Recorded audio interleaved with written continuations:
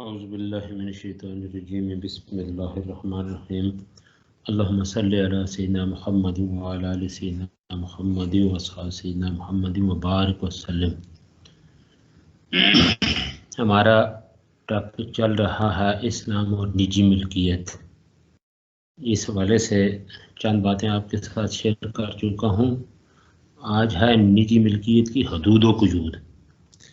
یعنی اسلام نجی ملکیت کی جہاں پہ اجازت دیتا ہے وہاں پہ کچھ حدود و قیود بھی، یعنی کہ آپ کے پاس سرمایہ ہو، وسائل ہوں، آپ ان کا غلط استعمال شروع کر دیں، بلکہ اس کی کچھ حدود قیود ہیں۔ تو میں نے واضح کیا تھا کہ اسلام انفرادی حق ملکیت کو تسلیم کرتا ہے، لیکن اس پر چند حدود و قیود بھی عائد کرتا ہے۔ یعنی حقیقی مالک، وسائل کا مالک تو اللہ تعالیٰ کی ذات ہے، یعنی دولت کا اصل مالک اللہ تعالیٰ ہے، اور انسان کو ملکیت کا حق جو ہے یہ اللہ تعالیٰ کی طرف سے عطا کیا گیا ہے، لیکن یہ حق مطلق نہیں ہے بلکہ چند حدود و قیود کا پابند ہے۔ قرآن پاک میں اللہ تعالیٰ کا ارشاد ہے، اور یہ مال جو اللہ نے تجھے دے رکھا ہے اسے آخرت کا گھر بنانے کی فکر کر، اور دنیا سے بھی اپنا حصہ فراموش نہ کر۔ اس حوالے اور لا تنسا نصیبک من الدنیا، دنیا سے اپنے حصے کو مت بھول، لیکن یہ دنیا کمانی ہے کس کے تابع؟ دین کے تابع رہ کے اگر دنیا کمائی جائے تو یہ واضح کر چکا ہوں کہ ایسی محنت سٹرگل معمود ہے، ادروائز دنیا ہی کا ہو کے رہنا، پھر یہ کہ جائز ناجائز حلال و حرام کی تمیز ختم کر کے بس پھر یہ کہ اس سٹرگل میں کہ حل میں مزید میرے پاس کچھ اور آئے، کچھ اور آئے، جائز ہو یا ناجائز اس کے اندر اضافہ ہو، تو ایسی دولت جو ہے یہ مذموم ہے۔ تو ابھی بات ہو رہی تھی کہ نصیب کا من الدنیا، اس حوالے سے بات آگے بڑھ رہی تھی کہ دنیا سے اپنے حصے کو، یعنی آخرت کا گھر، اور اس کے ساتھ ساتھ دنیا سے اپنے حصے کو فراموش نہ کر، اور جس طرح اللہ نے تیرے ساتھ احسان کیا ہے تو بھی اوروں کے ساتھ احسان کر، اور ملک میں فساد برپا کرنے کا خواہاں نہ ہو۔ ٹھیک ہے، تو اس حوالے سے یہ مفتی شفیع صاحب یعنی صاحب معارف القرآن وہ لکھتے ہیں کہ جو کچھ انسان کی ملکیت ہے اللہ تعالیٰ کی طرف سے عطا کردہ ہے، انسان اس مال کو اس طرح خرچ کرے کہ اس کا آخری مقصد آخرت کا حصول ہو۔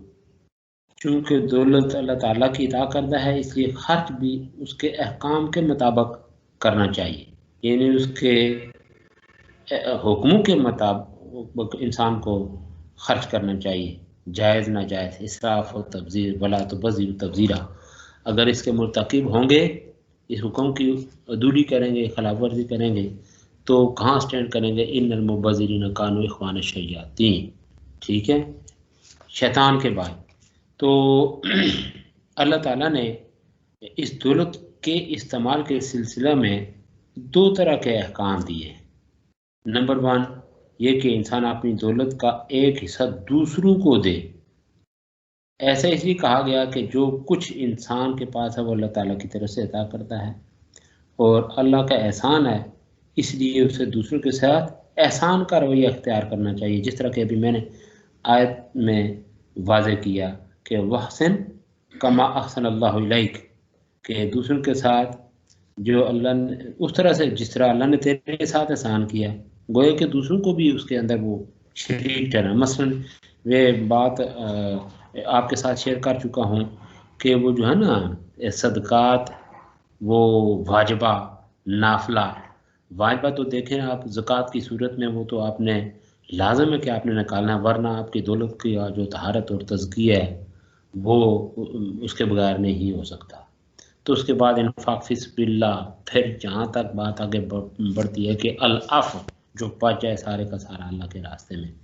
یہ تو دیکھیں نا انفاق فی سبیل اللہ کی انتہائی شکل ہے العفو. تو باقی آپ دیکھیں اگر اس چیز کو یعنی پیش نظر نہ رکھا جائے، توجہ نہ ہو، اور جو لوگ اللہ کے راستے میں خرچ نہ ہو، تو پھر تو آپ دیکھیں کیسے کیا ہو جائے. تو بہرحال بات ہو رہی تھی کہ اللہ تعالیٰ نے دولت کے استعمال کے سلسلہ میں دو طرح کے احکام دیے. ایک تو واضح ہو گیا، اور دوسرا یہ کہ وہ تمہیں اس دولت کے کسی خاص استعمال سے روک سکتا ہے. یعنی ایک بات یہ ہوئی کہ انسان اپنی دولت کا ایک حصہ دوسروں کو دے، اور آیت کہ اللہ نے جس طرح تیرے ساتھ احسان کیا تو تمہیں چاہیے کہ دوسروں کے ساتھ بھی اسی طرح سے احسان اللہ کی مخلوق کے ساتھ کرو. اور پھر یہ کہ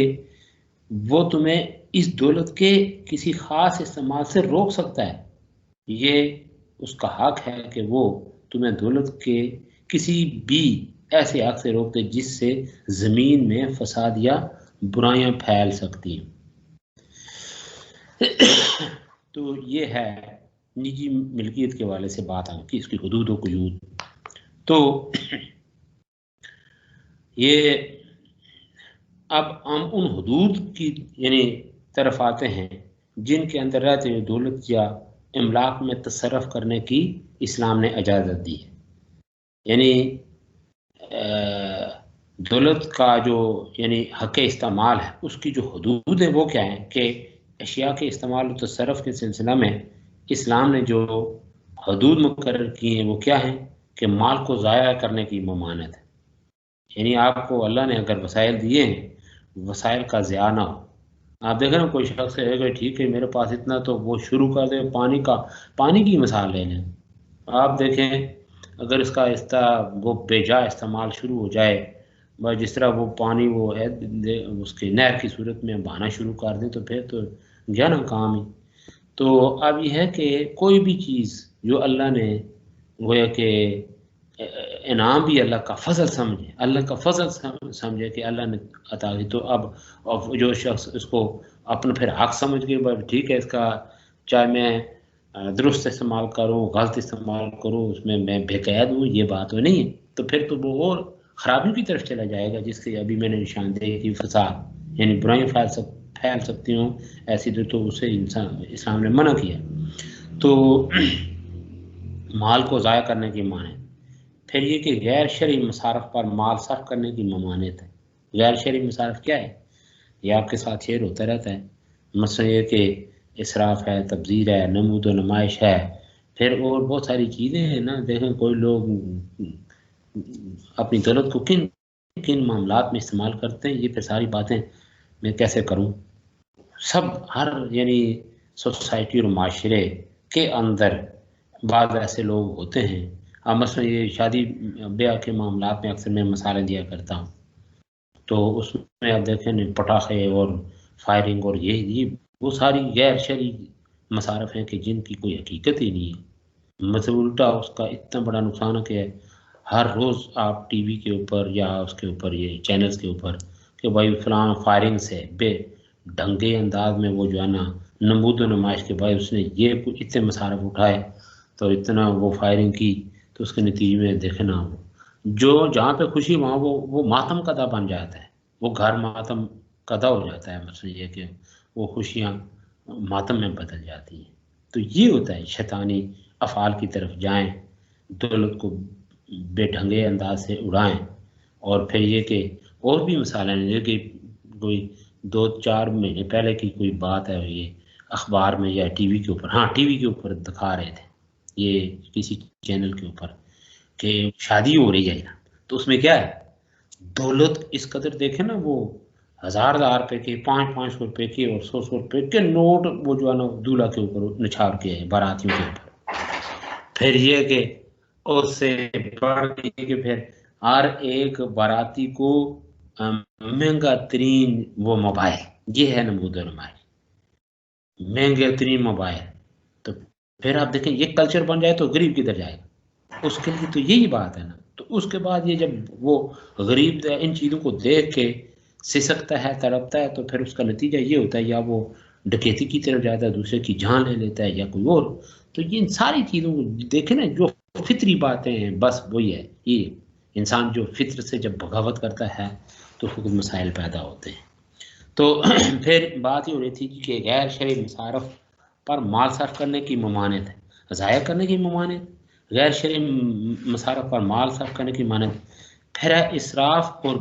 بے اعتدالی کی ممانعت، اسراف و تبذیر، بے اعتدالی اس کی بھی ممانعت ہے. ابھی بات میں نے آیت کی روشنی میں آپ کے سامنے، ولا تبذروا تبذیرا ان المبذرین کانوا اخوان الشیطان. اور اللہ آگے فرمایا کان شیطان ربی کفورا. ٹھیک ہے نا، یہ شیطان جو ہے یہ اپنے رب کا نا شکر ہے، نافرمان ہے. پھر اس کے ساتھ ساتھ ہے عیش کوشی کی ممانعت، تو یہ شانہ طرز زندگی جو ہیں چیزیں لازمی ہیں اس سے ہٹ کے پھر اور معاملات شروع ہو جاتے ہیں. تو پھر اس کے ساتھ ساتھ یہ کہ ملکیت کا ایسا استعمال جس میں دوسروں کا نقصان، ملکیت کا ایسا استعمال جس میں دوسروں کا. اب یہ جو چیزیں آپ کے ساتھ میں نے شیئر کی، یعنی مال ضائع کرنے کی مانعت، تو اس والے سے ذرا تھوڑی ڈیٹیل آپ کے ساتھ شیئر کرنا چاہتا ہوں کہ چونکہ مال اللہ تعالیٰ کی طرف سے یہ کیا ہے، ایک امانت ہے، اس لیے اسے ضائع کر کے امانت میں خیانت کرنے کی اسلام اجازت نہیں دیتا. یہ جو امانت ہے، یہ امانت آپ امین ہیں، آپ پوچھا جائے آپ سے، آپ مسئول ہیں. بلکہ دیکھیں نا، یہ 2-4 دن پہلے یہ روشنی پروگرام ہے، یہ مولانا صاحب وہ وضاحت کر رہے تھے اسی والے سے کہ جب تک انسان اس وقت تک اس کی جان ہی نہیں چھوٹی تھی جب تک اس سے یہ کلیئر نہیں کیا جائے گا کہ بتا تو نے اپنی جوانی، پھر اپنا مال کمایا کیسے، پھر اس کے مصارف کس طرح سے کی، مال کمایا کیسے، اس کو خرچ کیسے کیا. جب تک یہ بندہ کلیئر نہیں کر پائے گا اس کی جان ہی نہیں چھوٹے گی. تو یہی ہے مذہب، دین اسلام کی خاص طور پہ جب ہم بات کرتے ہیں تو اگر اس کو دین اسلام کے آپ فالور ہیں، دعوت تو ہے ہمارا، اگر اس کو فالو کرتے ہیں تو پھر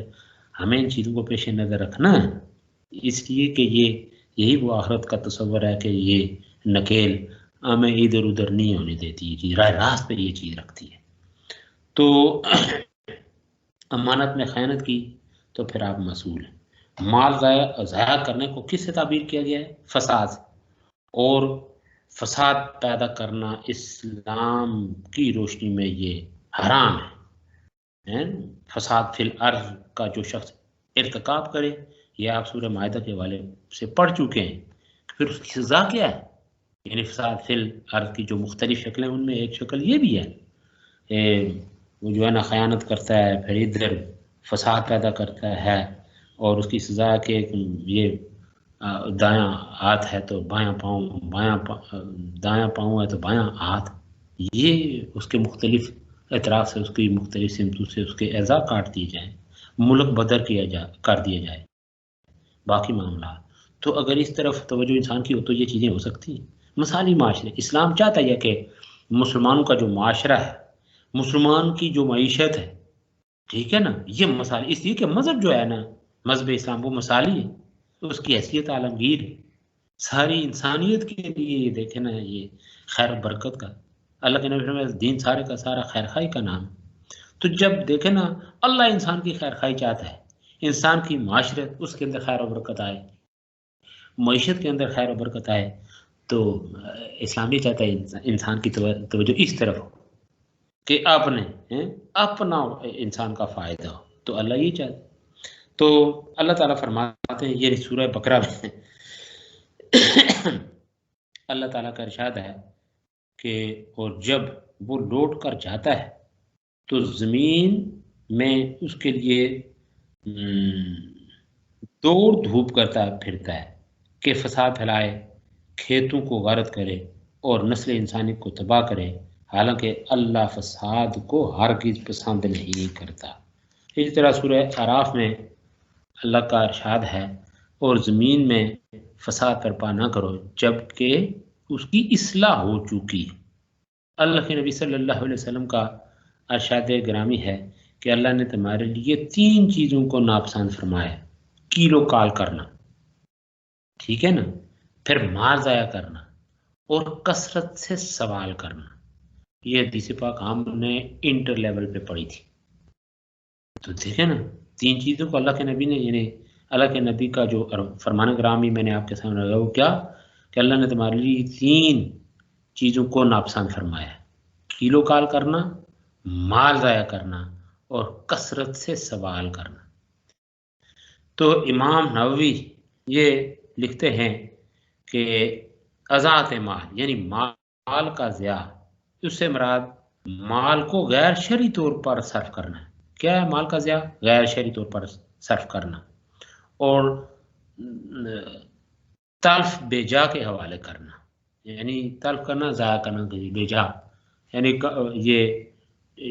آپ نے اس کی ولیمے کی اگر آپ ایک آدھ ڈش اچھی سے اچھی رکھ لیں، بھرپور طریقے سے لوگ تسلی بخش ہو کر، آپ 10 قسم کی وہ ہنڈیاں، مٹن ہنڈی، فش ہنڈی، چکن ہنڈی، پتنی کیا کیا وہ نام ہی ہمیں نہیں آتا، تو اس طرح کی وہ نمود و نمائش کریں گے تو اس کا نتیجہ کیا ہوگا کہ ایک طرف بھی ہاتھ بڑھے گا، بس لوگوں کی بڑھتی ہے تو پھر کھاتے کم ہیں گراتے زیادہ ہیں. وہاں پہ انسانیت کام، حیوانیت زیادہ دیکھنے کو ملتی ہے کہ جو جس سے چھینا جھپٹی تو اس طرح برتن ٹوٹتے ہیں. تو پھر دیکھیں انسان ہوا برتن توڑ کے کھانے والا وہ کہاں انسانیت کی صف میں رہتا، وہ بے جا دوسرے سے ہاتھ سے چھیننے والا اور پھر وہ اٹھا کے لے جا رہا ہوں ادھر. یہ عجیب ہے. تو ایسی یہ اس بد تہذیبی کہا جاتا ہے. اور آپ دیکھیں نا اس کے بعد تو بات یہ ہو رہی تھی کہ یعنی مال کو غیر شرعی طور پہ یعنی صرف کرنا یہ کیا ہے؟ مال کے ضیاع کے زمرے میں آتا ہے، اور یہ چیزیں معاشرے میں بگاڑ پیدا کرنے کے ہم معنی ہیں یہ چیزیں. تو اس کو کس سے تشبیہ دی گئی؟ فساد فی الارض سے. اور اللہ فرماتے ہیں کہ اللہ فساد کرنے والوں کو ناپسند فرماتا ہے. تو حضرت ابو بکر صدیق رضی اللہ تعالیٰ عنہ، یہ بڑا عام واقعہ ہے کہ انہوں نے جو اپنا سپہ سالار شام کی طرف فوج کے ساتھ روانہ کیا، اور روانہ کرتے ہوئے آپ نے فرمایا کہ میں تمہیں 10 باتوں کی تلقین کرتا ہوں: کسی عورت، بچے یا بوڑھے کو قتل نہ کرنا، کسی پھلدار درخت کو نہ کاٹنا، کسی آباد زمین کو ویران نہ کرنا، کسی بکری یا اونٹ کو غذائے ضرورت کے بجوز یعنی اس کے علاوہ غذائی ضرورت ہے تو اس کے علاوہ ذبح نہ کرنا، شہد کی مکھیوں کو نہ جلانا اور نہ انہیں منتشر کرنا، مال غنیمت میں خیانت نہ کرنا اور بزدلی نہ دکھانا. دیکھیں تو اسی طریقے سے سرمایہ دارانہ ممالک یعنی جو ہیں جس طرح سے اموال تجارت یا صنعتی و زرعی پیداوار جو ہے اس کو ضائع کرتے ہیں تاکہ مجموعی منافع میں اضافہ ہو جائے. اسلامی تعلیمات کے مطابق اس امر کی کسی طرح بھی اجازت نہیں دی جا سکتی. ایک میں نے واقعہ آپ کے ساتھ شیئر کیا تھا کہ آسٹریلیا میں یا ادھر امریکہ میں کے زمانے یہاں پہ دیکھیں نا وہ قحط کی صورت حال تھی کہ یہ کوئی 71 کے بعد کا کوئی واقعہ ہے کہ یہاں پہ گویا کہ گندم یہ تھیلیوں میں بند آٹا تو آج یہ مل رہا ہے، کسی زمانے میں لوگوں کو کنٹرول ریٹ کے اوپر، یعنی جس طرح آپ کوئی چیز کسی شاپ کے اوپر کوئی اسپیشل چیز لینے کے لیے آپ کو لائنیں لگانا پڑتی ہیں، پھر کوٹا سسٹم کے بھائی گھر کے افراد کتنے ان کے کوٹے میں اتنی یعنی گندم ملے گی، تو اس طرح لوگ لائنیں لگا کے وہ گندم حاصل کرتے ہیں، اس کو پھر وہ جو ہے نا مشینوں سے یا گراٹ سے پسوا کے تو پھر وہ آٹا وغیرہ تو باہر لے کے جاتے تھے. تو اس زمانے میں جہاں پہ بعض ممالک میں قلت تھی گندم کی، وہاں پہ اتنی مکئی اور گندم کے انہوں نے غریب ممالک کو گندم سستے داموں نہیں دی بلکہ یہ سٹاک کر کے رکھے. نتیجہ یہ ہوا کہ پھر ایک مرحلے پہ انہیں وہ گندم اور مکئی سمندر برد کرنا پڑی، اتنی گندم تھی، اتنی وہ مکئی تھی. تو چے جائے کہ پھر تو اسلام اس حوالے سے اس بات کی اجازت تو نہیں دیتا نا، لیکن جو ہے ظاہر ہے یہ ملکوں کی حکومتوں کی پالیسیاں ہوتی ہیں. تو جہاں پہ خاص طور پہ اگر وہ اسلامی حکومتیں ہوتی ہے پھر تو ان کو انسانیت کا خیال کرنا چاہیے تھا، لیکن ظاہر ہے ایسے غریب ممالک جن کو انہوں نے اپنے زیر دست رکھنا، وہ کہاں اس طرح کی بات یا سوچ وہ لا سکتے ہیں یا اس طرح کے سٹیپس اقدامات کر سکتے ہیں۔ آپ تو پھر دیکھیں گے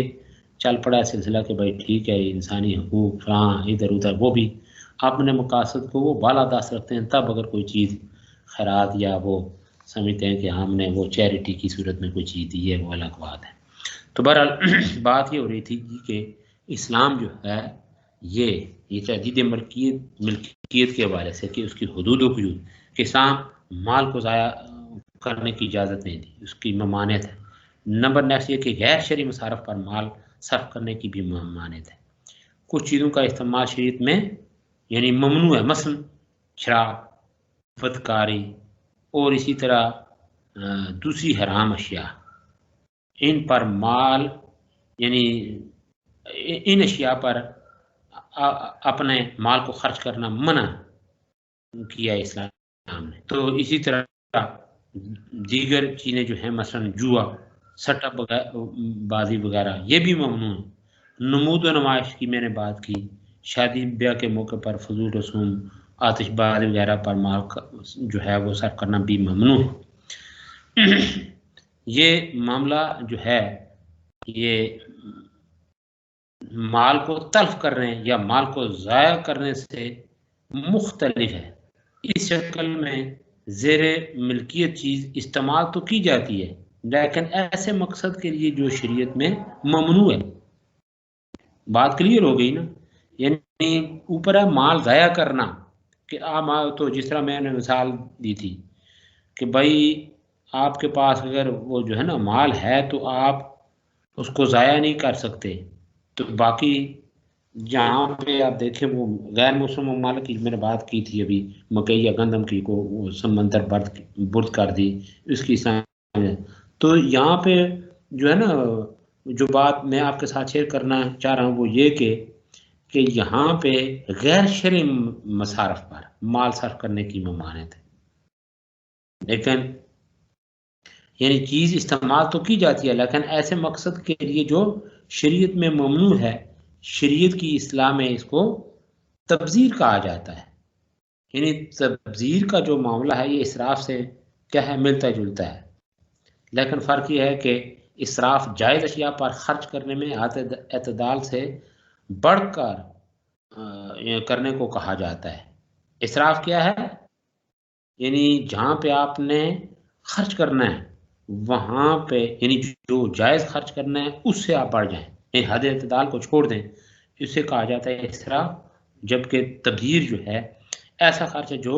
شریعت میں ممنوع چیزوں پر کیا جائے، اور اسی والے سے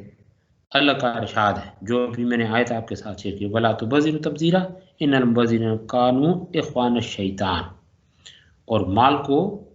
جو ہے نا ادھر ادھر نہ پھینکتے پھرو،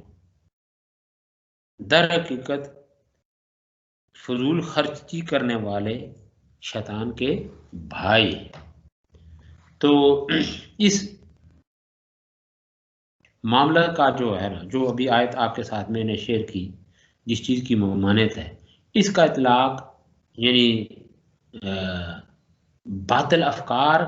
کی اشاعت کے اوپر بھی ہے، فاش باتوں کی اشاعت کے اوپر بھی ہے، ان پر مال صرف کرنا بھی کیا ہے یہ تبذیر ہے۔ بات دیکھیں نا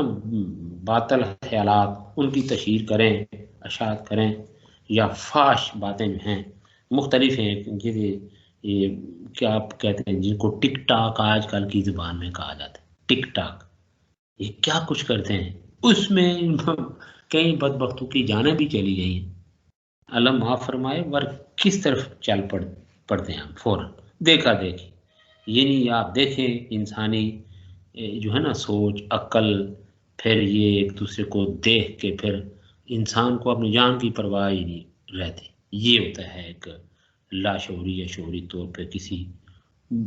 بے ڈھنگے انداز میں کسی طرح کے سٹیپس اٹھانا جس کے نتائج مضر ہی مضر۔ پھر یہ ہے کہ اسراف کی ممانعت۔ ابھی اسراف کے حوالے سے میں نے بات کی کہ اسراف سے مراد ایسا طرز عمل جو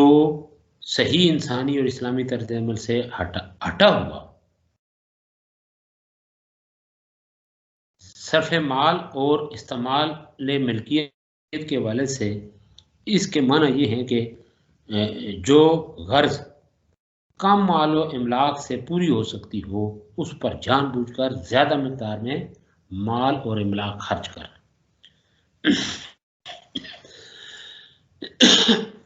صرف مال عموماً ضروریات، آسائشات اور تعیشات کے لیے استعمال کیا جاتا ہے۔ ان کے حصول کے لیے مال کو بجا طور پر خرچ کیا جا سکتا ہے بشرطے کہ اعتدال اور اخلاقی حدود کو پیش نظر رکھا جائے اور ان پر اتنا ہی مال خرچ کیا جائے جو کافی ہو۔ ایسا دو وجوہات کی بنا پر ہو سکتا ہے، ایک یہ کہ فرد کے پاس بہت زیادہ مال و دولت ہو، اور دوسری وجہ یہ کہ مال و دولت تو زیادہ نہیں لیکن غیر ذمہ داری اور عاقبت اندیشی کی بنا پر وہ ایسا کرے۔ دونوں صورتوں میں یہ انسان کے لیے نقصان دہ اور اس کے لیے ممنوع ہے۔ اللہ تعالیٰ کا ارشاد ہے، یہ سورۃ الاعراف میں اللہ فرماتے ہیں کلوا واشربوا ولا تسرفوا انہ لا یحب المسرفین، کھاؤ پیو اور اسراف نہ کرو،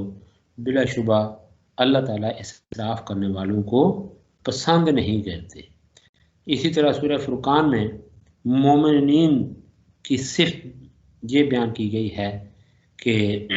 اللہ کے بندے وہ ہیں جو خرچ کرتے ہیں تو نہ اسراف کرتے ہیں نہ بخل، بلکہ دونوں کے درمیان اعتدال کی روش اختیار کرتے ہیں۔ اللہ کے نبی صلی اللہ علیہ وسلم نے فرمایا ہے کہ کھاؤ پیو پہنا اور صدقہ کرو مگر اس میں اسراف یا گھمنڈ نہ کرو۔ اور اسی طرح حضرت ابن عباس رضی اللہ تعالیٰ نے کہا کہ اسراف اور گھمنڈ سے بچتے ہوئے جو جی چاہے کھاؤ اور جو چاہو پہنو۔ قرآن و حدیث کی ان تعلیمات کا مقصد انسان کو صرف مال میں اعتدال اختیار کرنے اور متوازن طریقہ اختیار کر کے زندگی گزارنے کی ترغیب دیتا ہے۔ ضرورت کے مطابق اشیاء کا استعمال کیا جائے اور بلا ضرورت اور بلا افادیت زیادہ مقدار میں صرف سے پرہیز کیا جائے اور اپنی حیثیت اور موقع کی ضرورت سے زیادہ خرچ نہ کیا جائے۔ کتنے ایک لوگ ایسے ہیں جو بینکوں سے یا لوگوں سے قرضے اٹھا کے یہ مصارف کرتے ہیں، نمود و نمائش کرتے ہیں، یا یہ اسراف اور تبذیر کی جو بات میں نے کی اس طرف چلے جاتے ہیں، اس کے بعد پھر کنگال و کلاش رہتے ہیں۔ اور خاص طور پہ بینکوں سے قرضہ لینے کے بعد پھر کافی ایسے لوگ ہیں جو آپ دیکھیں جن کو گھروں کو نیلام کرنا پڑا، اس جگہ کو چھوڑنا پڑا یہاں تک۔ تو ایسے میں نے خود لوگوں سے سنا ہے کوآپریٹو بینک، تو بعد میں لوگوں نے میں نے اپنے کانوں سے سنا کہ گھر پٹو بینک، کہ گھر اس کی اینٹوں تک وہ جو ہے نا اکھڑ جاتی ہے، اس لیے کہ یہ جب بھاگ جاتے لوگ پھر دیکھیں نا وہ گھروں کے اوپر قبضے، بینک آ کے وہاں پہ پھر کیا کیا ٹرمیں چلتی ہیں وہاں پہ۔ تو بہرحال بات یہ ہو رہی تھی جی کہ اسراف و تبذیر کے حوالے سے۔ پھر عیش کوشی کی بھی ممانعت ہے اسلام۔ اچھا جی، کیا ہے؟ اسلام نے ان چیزوں کو یعنی چند چیزوں کو حرام قرار دیا اور اکثر چیزوں کو مباح قرار دیا، لیکن ایک مالدار شخص کے لیے پابندی لگائی گئی ہے کہ وہ ان مباح چیزوں کا استعمال اعتدال کے دائرہ میں رہ کر کرے۔ مال و دولت کا مقصد زندگی برقرار رکھنا ہے اور قیام حیات کے بعد انسان کو عیش و عشرت میں پڑنے کے بجائے زندگی کے بلند تر مقاصد کی تکمیل پر توجہ دینی چاہیے اور فاضل مال کو ان مقاصد کے حصول کا ذریعہ بنانا چاہیے اور لذت دنیا اور عیش و عشرت میں نہیں اڑانا چاہیے۔ یعنی کون سے اعلیٰ عرفہ مقاصد؟ اللہ کے راستے میں خرچ کرنا، نیت کو درست رکھے، یعنی کہ بھائی وہ دے رہا ہے کہ انفاق فی سبیل اللہ کر رہا ہے، ساتھ نیت یہ کہ لوگ کہیں بڑا سخی تھا، وہ پھر معاملہ ذرا الٹ ہو جائے گا، گڑبڑ ہو جائے گی۔ تو نیت درست ہو تو سارے معاملات ہی درست رہتے ہیں۔ ٹھیک ہے، تو حضرت معاذ بن جبل رضی اللہ تعالیٰ عنہ سے مروی ہے کہ رسول اللہ صلی اللہ علیہ وسلم نے جب انہیں یمن بھیجا تو فرمایا خبردار عیش کوشی سے اجتناب کرنا، کیونکہ اللہ کے بندے عیش کوش نہیں ہوتے ہیں۔ سورہ حدید میں اللہ تعالیٰ کا ارشاد ہے کہ آگاہ رہو کہ دنیا کی زندگی لہو و لعب ہے، زینت و آرائش، باہمی مفاخرت اور مال و دولت کے اعتبار سے ایک دوسرے آگے بڑھ جانے کی کوشش کا نام ہے۔ اعلموا انما الحیات الدنیا لہب و لہو و زینت، تو یہ آ رہے ہیں، تو یہ قرآن و سنت کی تعلیمات کے جو مطالعے سے یہ بات سامنے آتی ہے کہ اسلام ہم سے ترک لذات کا مطالبہ نہیں کرتا بلکہ اعتدال اور توازن کا مطالبہ کرتا ہے، تاکہ زندگی کے بلند تر مقاصد کے حصول کی جدوجہد اور انسان کے آرام و آسائش کے درمیان کیا رہے، توازن برقرار رہے۔ اسی لیے اسلام نے مردوں کے لیے ریشم کے کپڑے اور سونے کے زیورات، مردوں اور عورتوں کے سونے کے برتنوں میں کھانا پینا، شراب، موسیقی، رقص و سرور کی محفل جو ہے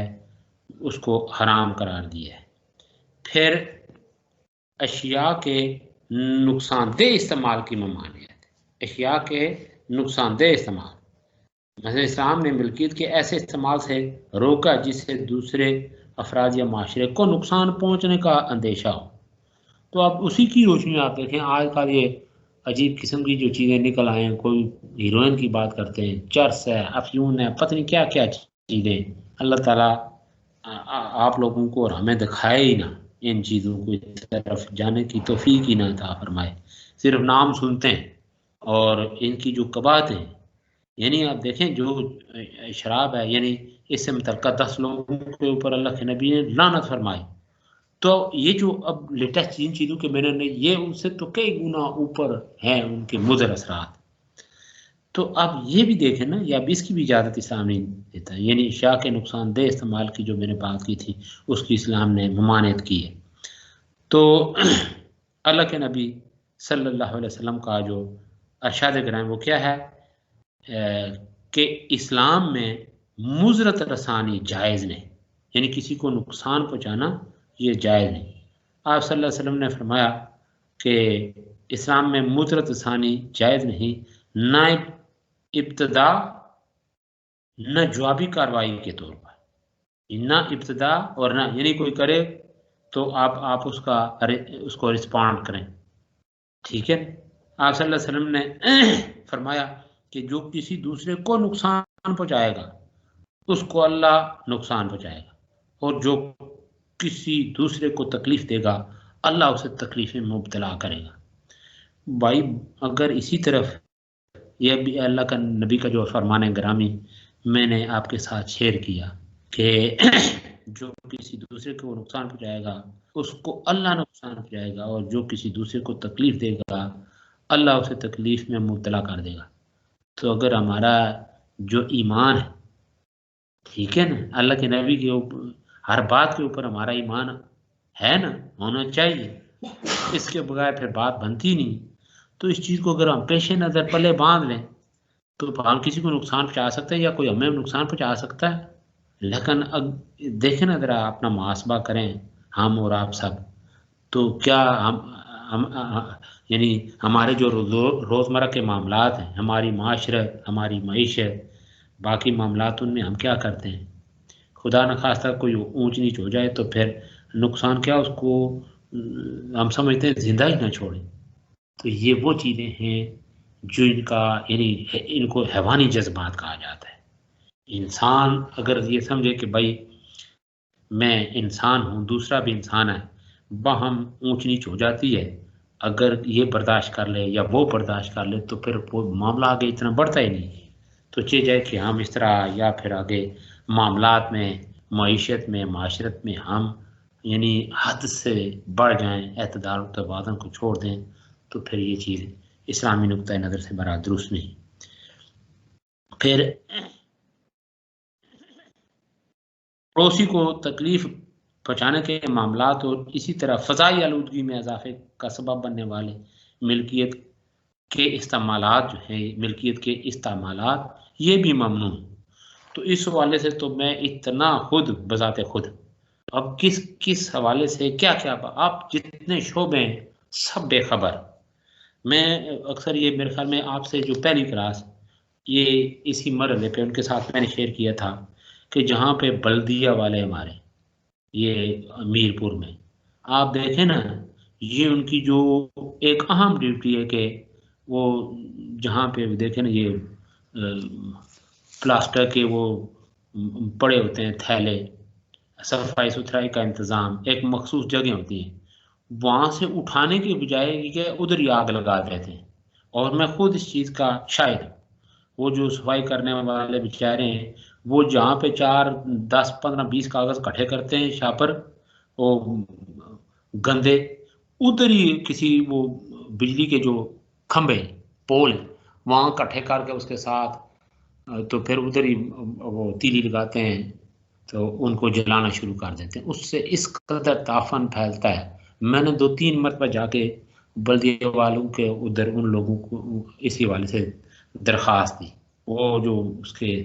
ہیں بلدیہ کے جو ایڈمنسٹریٹر اس کے جو پرائیویٹ سیکٹری ہیں، درخواست لے کے تو وقتی طور پہ اس کو تنبیہ کیا، لیکن اس کے بعد یعنی 2-4 مہینے بعد پھر وہی کام شروع ہو جاتا ہے۔ پھر بے ڈنگا پان دیکھیں، یہ خود وہ جو دکاندار ہوتے ہیں وہ کٹھے کر کے جہاں پہ وہ ٹائروں کا کام ہوتا ہے وہ اس کے اوپر جو پلاسٹک چڑھا ہوتا ہے وہ کٹھا کر کے ادھر ہی جلانے شروع کر دیتے ہیں۔ یہ عجیب قسم کی یہاں پہ وہ آتے ہیں لوگوں کی۔ تو اس سے پھر ہماری جو معاشرت ہے، پھر ہمارا وہ جو تہذیب ہے اسلامی تہذیب کی بات تو ہم کرتے ہیں، لیکن وہاں پہ نظافت، صفائی ستھرائی، باقی معاملات اس کی طرف ہماری کوئی توجہ نہیں ہے۔ میرے پڑوس میں ایک وہ راجہ صاحب تھے تو انہوں نے مجھے ایک واقعہ بتایا جو میں آپ کے ساتھ شیئر کرنا انتہائی ضروری سمجھتا ہوں۔ وہ میرے ساتھ ایک دفعہ وہ چلتے چلتے جب مسجد میں نماز پڑھنے کے لیے جا رہے تھے تو انہوں نے کہا یہاں پہ، میں نے ان کے ساتھ ایسے ہی باتوں میں کہہ دیا کہ دیکھیں جی میرپور شہر یعنی جدید ترین شہر ہے ہمارے آزاد کشمیر، لیکن یہاں پہ یہ کچھ صورت حال ہے کہ جہاں 4 پلاسٹک آپ دیکھیں ان کو لوگ اکٹھے کر کے بجائے اس کے کہ ادھر وہ بن میں ڈالیں کچھ کریں تو عجیب حرکت ہی ہوتی ہے، ادھر آگ لگانا شروع کر دیتے ہیں، جس سے بڑی یہ جو ہے نا فضائی آلودگی یہ اس میں اضافے کا سبب بنتے ہیں۔ انہوں نے مجھے واقعہ بتایا کہ میں یہ وزٹ کے لیے انگلینڈ گیا یا کسی سرکاری کام کے لیے، وہاں پہ ایک دوست نے مجھے ایسے چنگم دے دی۔ اب اچانک میں نے ظاہر میں نے جیب میں ڈالی تو اچانک ایسے جیب میں ہاتھ ڈالا تو وہ چنگم وہ نکالی میں نے تو منہ میں ڈال لی۔ اب کھاتے کھاتے مجھے خیال ہی نہیں رہا، پھر ظاہر اس کا ٹیسٹ ختم ہوا تو ظاہر ربڑ سی تو وہ منہ سے نکال کے تو میں بے خیالی میں ایسے ہی میں نے پھینک دی۔ اب جب میں نے وہ پھینکی ایک بڑھیا دیکھ رہے، بڑھیا ایسے اس کی نظر پڑ گئی تو فوراً دوڑتی ہوئی آئی، اس نے بس چیخنے شروع کر، اس نے یہ آپ نے کیا کیا ہے؟ میں حیران رہا کہ اس کو کیا ہوا، مجھے نہیں خیال کہ مجھے یاد نہیں کہ میں نے وہ زبان سے وہ نکال کے منہ سے وہ چنگم نیچے پھینک دی۔ تو اب اس نے وہاں سے اپنے پرس سے ٹیشو پیپر نکالا مجھے دیا اور کہا کہ یہ لو، اور اس کی طرف اشارہ کی کہ اس کو اٹھاؤ اور بتایا وہ ہے بن اس میں جا کے ڈالو، آپ نے کیوں یہاں پہ یہ اس کو تھوکا ہے؟ میں اتنا اس نے کہا کہ اتنا شرمندہ ہوا اس وجہ سے کہ بس میں پانی ہو گیا، گویا کہ مجھے پسینے نکل آئے وہاں پہ کہ ایک بڑھیا نے میری اتنی سروس کی۔ اس سے مجھے اندازہ ہوا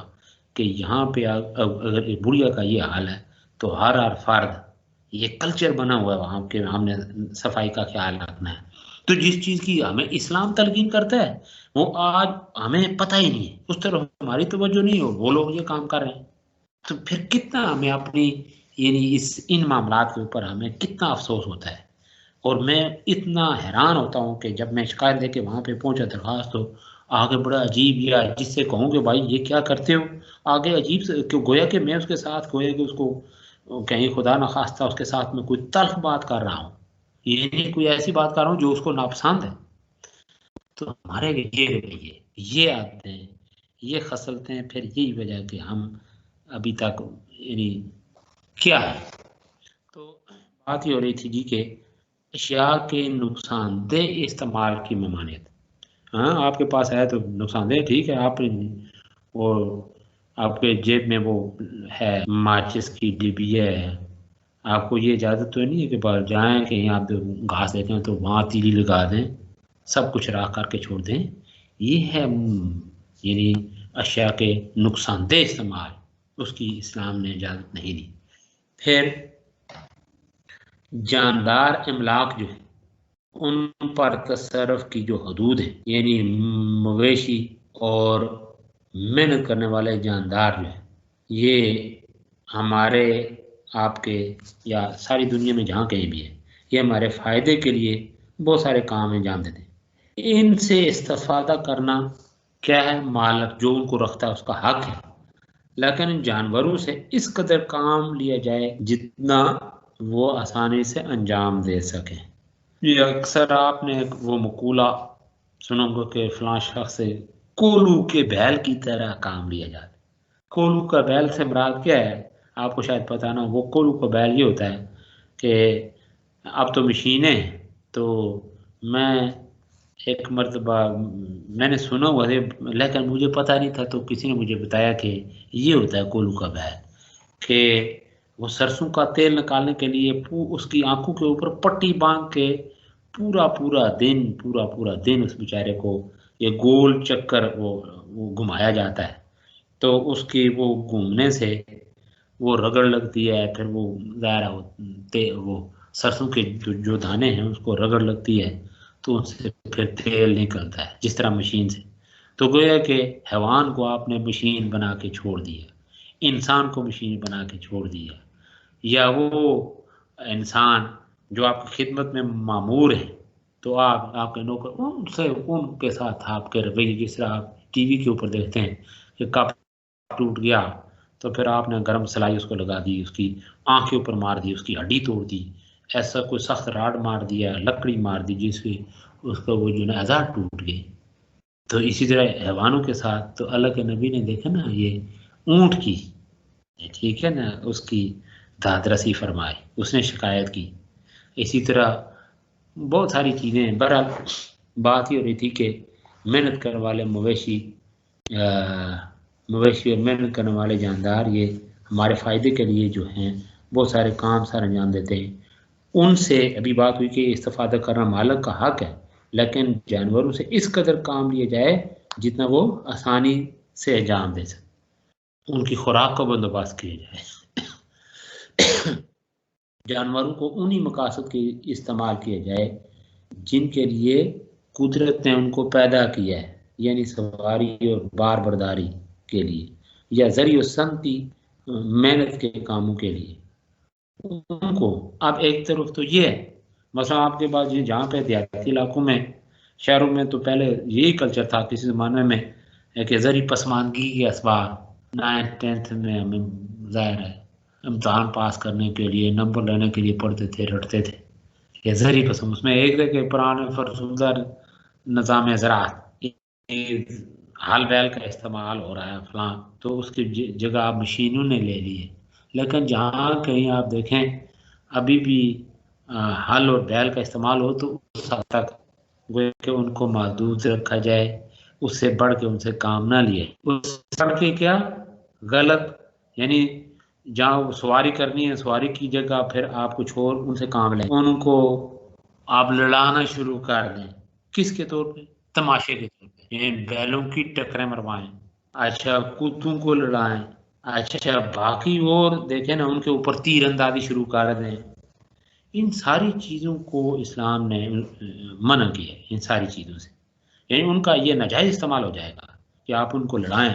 ٹکریں مرائیں، ان کے اوپر نشانہ بازی کریں. تو یہ اسلام ہے، انسانوں کے ساتھ ساتھ جانوروں کے بھی اسلام نے حقوق مقرر کیے. تو گویا کہ ان کا ناجائز استعمال یہ ہے کہ ان کی جو ہے نا، ان سے جو جائز کام لینا اس کو چھوڑ کے کسی اور کام کے لیے آپ ان کو استعمال میں لائیں. تو یہ اس کی ممانعت ہے۔ اللہ کے نبی صلی اللہ علیہ وسلم نے اس شخص پر لعنت بھیجی ہے جو کسی زیرو کو مشق کی خاطر ہدف بنائے۔ ٹھیک ہے نا، یہ دیکھیں نا، وہ یہ چاہ رہا ہے کہ اس کو کاٹ کے اس کے اوپر نشانہ بازی کرے۔ تو پھر نفع آور کاروبار جو ہے اس کی بھی کچھ اسلام نے حدود مقرر کی ہیں، پابندیاں عائد کی ہیں۔ کون کون سی ہیں؟ کہ اخلاق کے جو منافی حرکتیں ہیں، منافی اخلاق حرکتیں جو ہیں ان میں یعنی اس سے اسلام نے منع کیا ہے کہ ان میں دھوکہ و فریب، غلط بیانی، یہ سب جو ہے نا ان کی ممانعت ہے۔ اچھا، اسی طریقے سے مبالغہ آمیز اشتہار بازی، عیبدار مال، عیبدار مال، یعنی آپ دیکھیں نا نفع کی خاطر عیبدار مال اس کو اچھا بنا کے پیش کریں، مبالغہ سے کام لیں، دھوکہ اور فریب کریں، پھر گھٹیا مال کو